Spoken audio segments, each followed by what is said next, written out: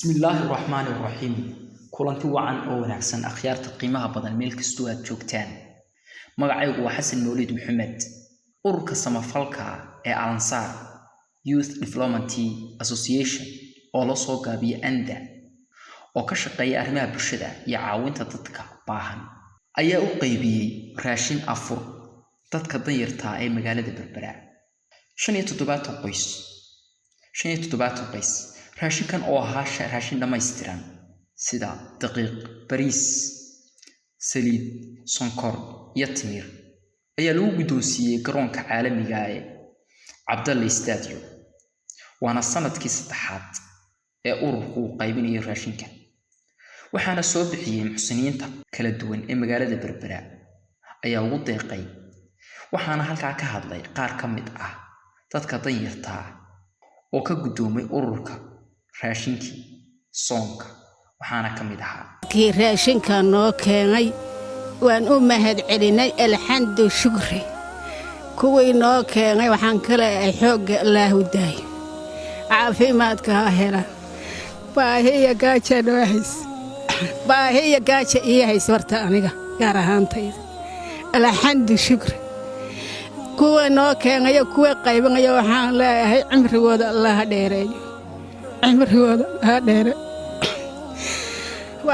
waxaa sidoo kale halka ka hadlay mas'uuliyiin kala duwan oo ka mid yihiin Maxamed Ismaaciil Dimbil oo ah mas'uul sare oo komishanka qaranka ka tirsan waxaana ka mid ahaa ereyadiisa waxaanu ka mid ahaa mas'uuliyiinta qayb lixaad leh ka qaadatay soo qaadida raashinka maadaama oo gacantoodu ay maran tahay markii runtii sanadkii hore iyo sanadkanba aan daraasadaynay una kuurgalnay xaafadayadii dhalinyarada isxilqaantay magaca ururka Alansaar ee naga dambeeya ku hawlgelaya runtii dadaal bay muujiyeen muddo 10 cisho ka hor rabadaantiya ayay olole qaadeen ay magaalada ku dhex galayaan oo ay dadka wax haysta ee Ilaahay wax siiyay ee sadaqada ku waajibka tahay la dhex rooreen gacantooda raashinka aad arkaysaan waa raashin qoys walba ku filan bisha rabadaan hay'ad noomay soo dhiibin dawlad dhexe iyo dawlad hoose kamaanu helin qof kaliya oo wada bixiyay ma jirto runtii waxay nagu qaadatay waqti sidii aan u soo ururin lahayn ha yaraato ha badnaato qof walba wixii aan ka helay waxay gaadhay tirada aad maanta arkayso sanadkii hore waxaan ku bilownay tiraba 25 qof maantana 70 bayn marna sanadka dambe insha Allah ta'ala waxaan rajaynaynaa inta inay ka badato oo Ilaahay gaarsiiyo xaafadda dadka waxaa sidoo kale halkaa ka hadlay gudoomiyaha ururka Alansaar Youth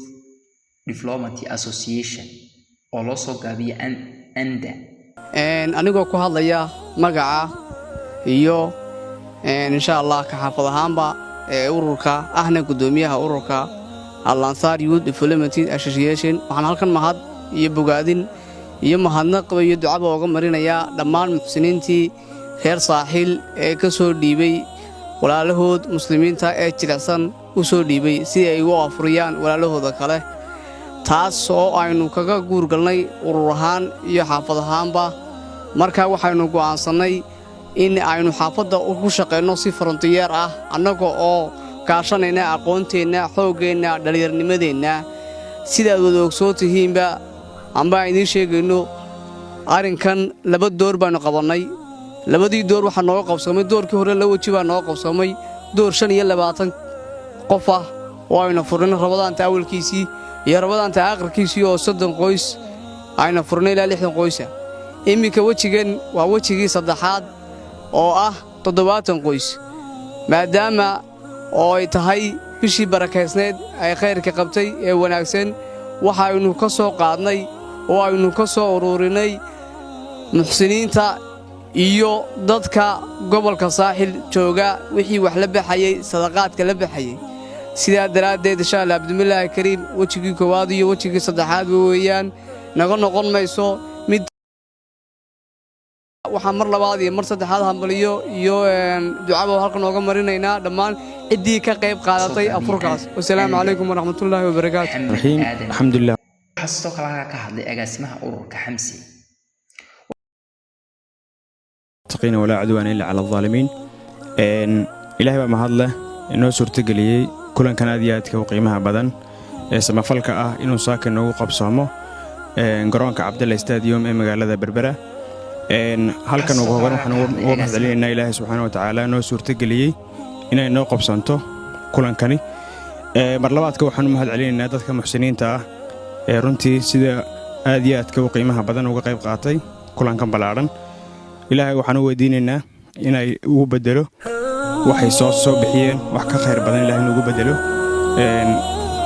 Ilaahay subxaanahu wa ta'aala aakhirna ka aban mariyo dadkii ka soo qayb galeen waxaan leenahay aad baad ugu mahadsantiin. idinkana waxaan rajaynaynaa insha Allah ta'aala inaad ku farxdaan inta ka badan insha Allah ta'aala waan soo wadnaa maadaama nahay Al-Ansar Youth Development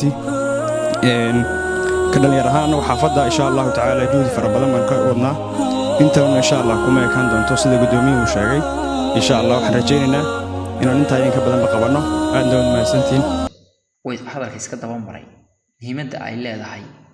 siinta dadka masaakiinta caawinta. haddaba waxaa halkan Ilaahay uga baryaynaa cid kasta oo ka qayb qaadatay siinta iyo gaarsiinta dadka masaakiinta ah raashinkan ugu horeeyaan dadka la soo baxay iyo ururka Al-Ansar Youth Development. magacaygu Xasan Mawlid Maxamed Xasan Xusni magaalada Berbera.